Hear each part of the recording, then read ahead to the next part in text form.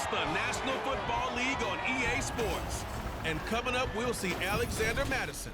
He was unstoppable a week ago, a mountain of yards and a pair of touchdowns.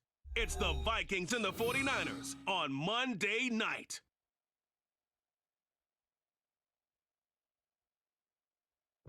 And we find ourselves at the stadium that played host to Super Bowl 52, the wondrous U.S. Bank Stadium in Minneapolis. Tonight, we close out Week 7 together with a good Monday night matchup, as it'll be the San Francisco 49ers taking on the Minnesota Vikings. Hi again, everyone. Brandon Gaudin alongside Charles Davis. And Charles, you look at this Vikings ball club. They've got all W's on the ledger so far, a perfect 6-0. Yeah, still a long way to go in this season, but they're showing every...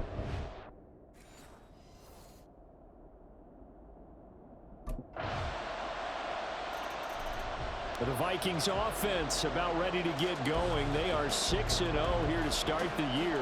And the one we'll be watching is this man at wideout.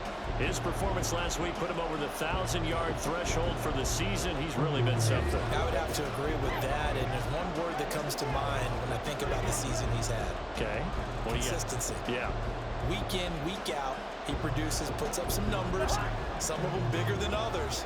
But over 1,000 yards cumulative, that's a heck of a season. Cousins on first down. He completes it to Henry. The numbers falling from a week ago, and you figure that that'll probably be a big factor in this one as well. No question about it, partner. We just saw it right there. They want to get him the ball in space and see what he can do after the catch.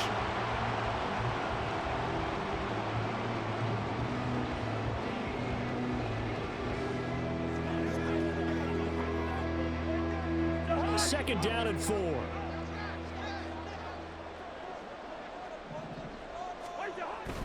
Play action now. Cousins under a heavy rush, and down he goes. They'll wind up losing 10 on the sack, and it'll lead to a 3rd and long. Okay, I'm not sure you could actually draw up a better pass rush than that one right there. Nowhere to go outside. He had to keep backing up and backing up and backing up. Eventually dropped for a huge loss. Work in the middle of the field, and he's got a man complete. Now inside the 25. Touchdown, Vikings! A great effort there. With a lucky number 13 touchdowns now on the year. And the Vikings are able to strike back quickly with an opening touchdown of their own. Boy, Charles, this offense is just so explosive. They lead the league in scoring, and another example of just how good they are right there on that play. Yeah, we often overstate about how explosive teams are, but this team is truly a threat to score on every snap, especially on the first few plays of any series. And a big streak like that only adds to their reputation as the league's.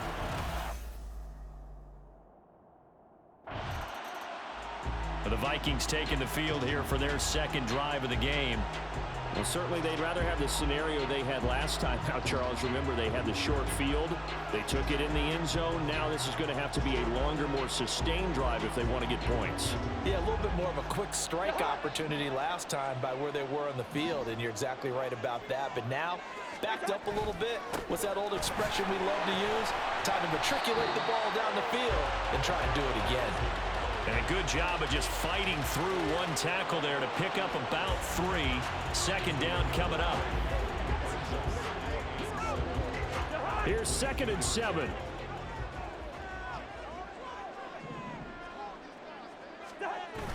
Play fake. Cousins. He's got a man. Complete. Down the sideline he goes. Touchdown.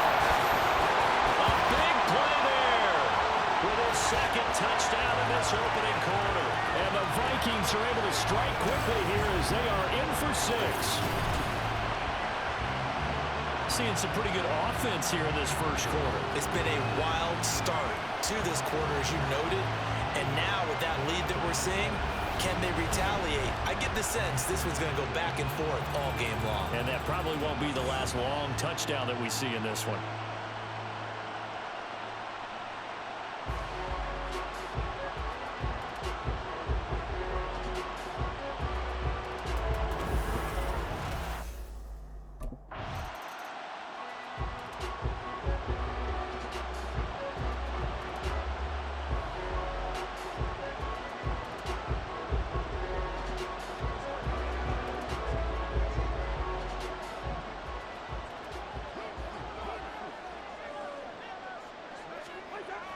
Here's Madison getting it again on second.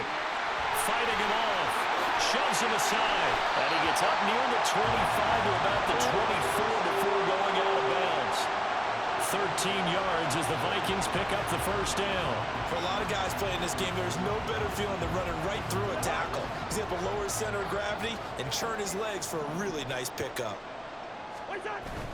Off the play fake, Cousins. Throw right side, going to be taken in by Henry. He's got this almost to the 40 before going out. 15 more there, and they're on a roll. It's another first down.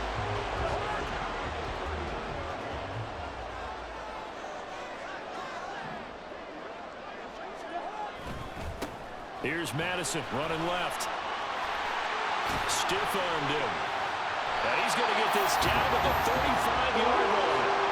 50 yards rushing for him now. He's only carried the ball 4 times. Thought they were going to have him down a lot earlier, but he was able to shed that tackle. Shows the value of the weight room, doesn't it? Shows the value of the attitude when you run the football. Don't go down easily. Break a few tackles. Gain some additional yardage. Touchdown, Vikings! Alexander Madison, his 3rd rushing touchdown on the year. And the Vikings go up by 2 touchdowns. So, Charles, that's 3 touchdowns on 3 drives, and it's just been an offensive barrage so far. Great word, partner, using barrage right there. I'm going to add another word if you don't mind. How about perfection? No surprise that they're leading right now. Absolute dominance throughout this ball game and no signs of slowing down.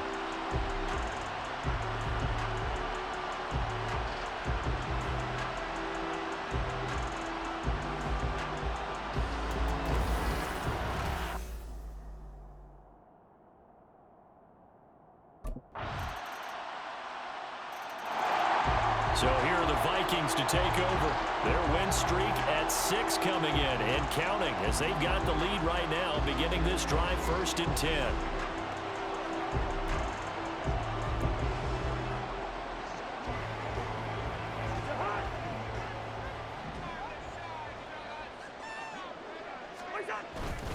They'll start on the ground with Madison. And a decent gain there as that takes us to the 2-minute warning. Now we're going to stop play here, at least momentarily. It looks like there's a 49er who's in some discomfort. While they come out and take a look at him, we will step aside for just a moment.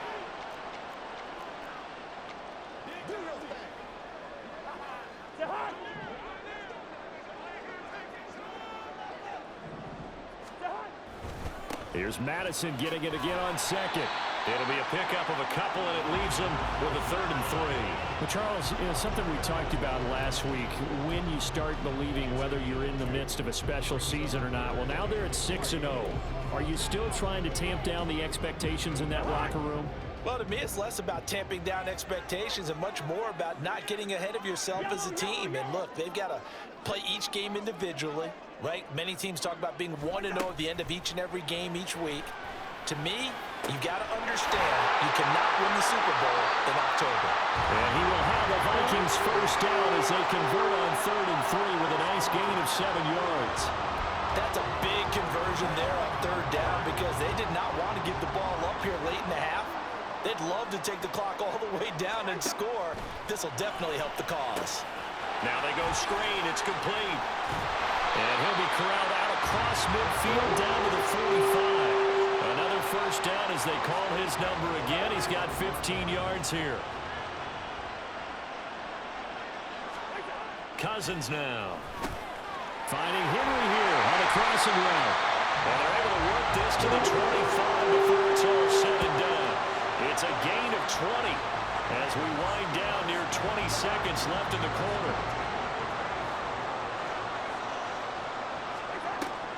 Here's Madison running on first down.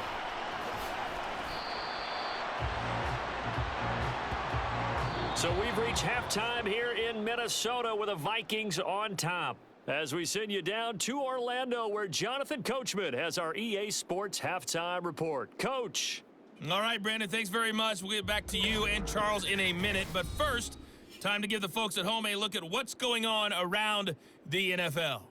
We'll begin out in the Windy City of Chicago. where it was definitely a game with some intrigue, as you can see by the scoreline. Darnell Mooney, well over 100 yards receiving, and a touchdown catch as well. From there, let's head off and check out a second game. And they were losers in that one to the visiting Pittsburgh Steelers. Kenny Pickett, strong in the victory, as his guys run their record to 6-1 on the campaign. Finally, let's get down to the Bayou to check on the Saints at home at the Caesars Superdome. And it was the visiting Jacksonville Jaguars that go home with the victory. Trevor Lawrence, a very good performance as his guys run their record now to 5-2. It was a strong first half for the veteran quarterback, Kirk Cousins. He came out of the gate smoking hot with 2 first-quarter touchdown passes to help steer his guys towards this halftime lead.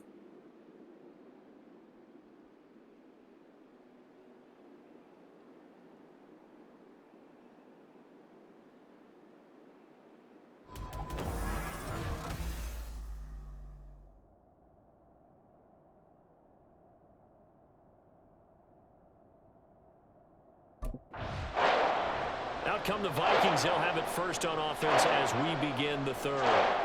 But Charles, for them, pretty good first half on the ground. They had some success running the ball in quarters 1 and 2, and they've got the lead. Now a chance to expand upon that lead here with their first drive in the third quarter. Yeah, believe it or not, you and I have noticed that this great game of football has shifted towards pass first, run second. So for me, it's really nice to see some of these teams keeping the ground game as a big component of their offense, and it's working pretty well for them now. And let's face it, they can continue to do damage with it. And in addition, it sets up the pass game really well for them, too. Back to the ground on first down. Here's Madison. There's the stiff arm. And he'll be taken down across the 50 at the 45 in enemy territory. 130 yards for him on the ground now. He has been a tough man to bring down all night. He continues to have a big night here under the lights carrying the football. And some guys prefer night games. For whatever reason, their bodies react a certain way. They love the spotlight. Maybe that's what it is. The best seats in the house, the ones where he's carrying the football for his offense. This is caught inside the 15. Touchdown, Vikings. A great play there with his third touchdown of the game, number 15 on the year, as his guys are able to extend their lead. And this is obviously quite a performance. And most of the time when we talk about someone putting a team on their back, I think we're talking about a guy who runs the football. In this case, it's a guy out wide catching it, and he's done exactly that, truly leading his team right now towards victory. 3 touchdown catches. He's been the headliner.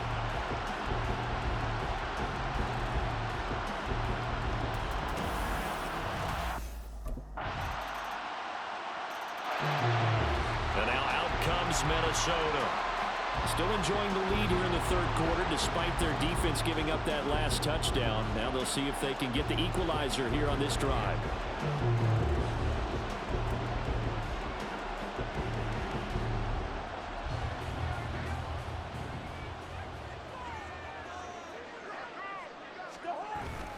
Going to begin the drive here with Madison. And he's able to plow forward up to about the 29, just shy of the 30.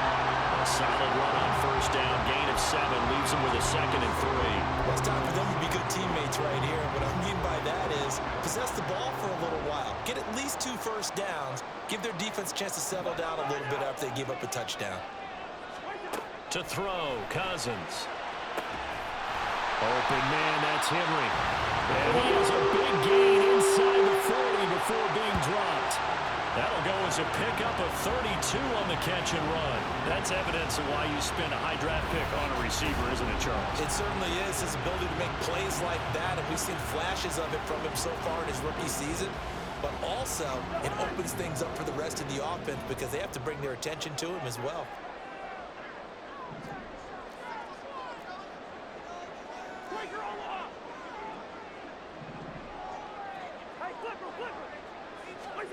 First down, here's Cousins. Open man is Osborne, he's got it. It'll go down as a gain of 6, and that's going to bring up 2nd down.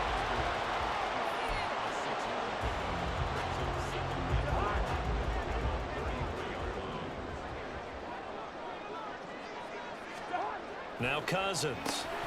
Middle of the field to Jefferson. And Jefferson's going to have the Vikings first down as he'll take this down to the 26. 7 yards there. Good enough to move the sticks.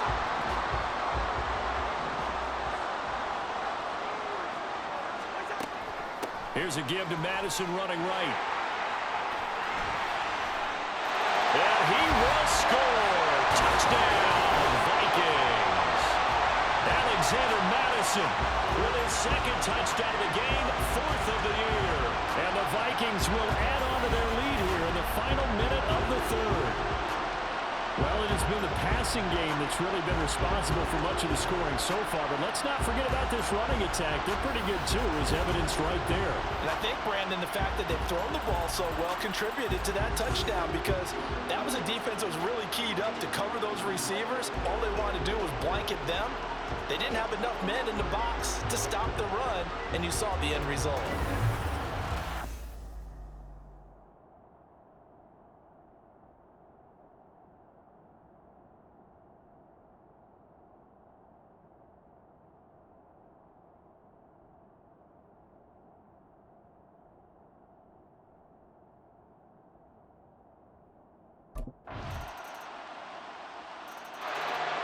Minnesota's offense takes over possession. Their lead back down to 1 score after the touchdown a moment ago. First down's a must on this drive as they start out here 1st and 10.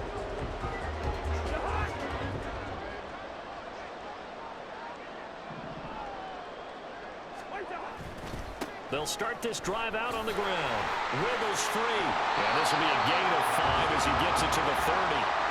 I'm guessing you'd say this is kind of the key here. Grind out some yardage, work on that clock, see if you can continue to tick it down. Definitely, you want to bleed things out at this point, right? Continue to possess the football, gain some yardage, and put the onus on the defense. Do they have to use timeouts? What are they going to do to stop you? You're taking charge. A second down pass play there, but it's incomplete. Well, you most certainly don't want to go 3 and out here and give the football right back because your friend, Old Momentum, he's wondering if he should change sidelines about right now. And if you don't convert here, guess what? He's going to make the trek to the opposite side, and all of a sudden, you've got a battle on your hands. And he goes out right around the 39. Now following the completion, we're going to get a stoppage here for an injury.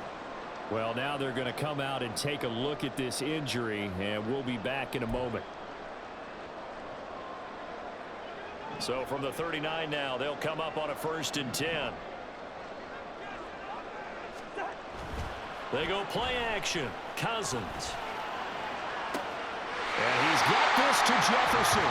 And he'll be out of bounds just shy of the 40. The end result, 21 yards.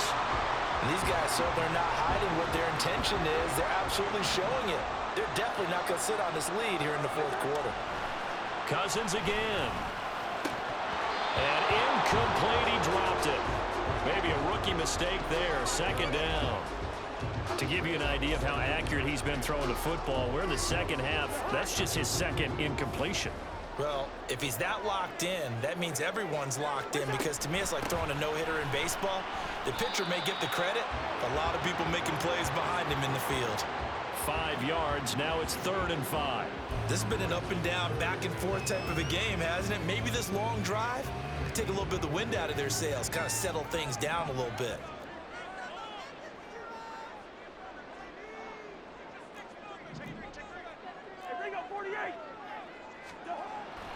On 3rd down, they run to Madison. And he's just going to be short here, barely, maybe by a half a foot. It'll be 4th and inches.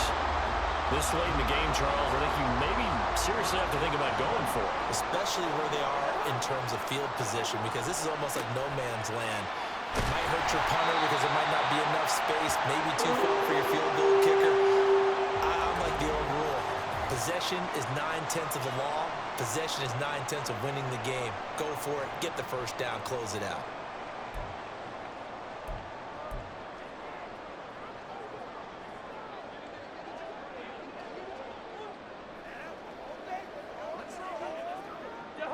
The 4th down run successful. Now they look to pay it off on 1st down. Throwing, Cousins. And that one's going to be off target and incomplete. So it looks like they still have some fight in them on this series because it seemed like things were headed for the red zone. But if this defense gets 2 more stops, they can keep them out of that area. On second down, it's Snell. They do get a yard there, but only a yard. Leaves them with 3rd and 9 looming. Now, the objective there, I mean, yes, the positive gain, that's nice, but work some clock. Yeah, you're exactly right, but the problem for them is still within a possession, so they can't just sit on it running the ball. They'll have to find a way to throw it effectively as well. The Vikings on 3rd down. They've been good, 3 for 4 thus far. This is 3rd and 9. Cousins. He had a man open, but he missed him, and it's incomplete. I see the surprise in your face there, partner. That is a rare incompletion from him. He's been on point this entire game. He has percentage completion-wise way up, not that time.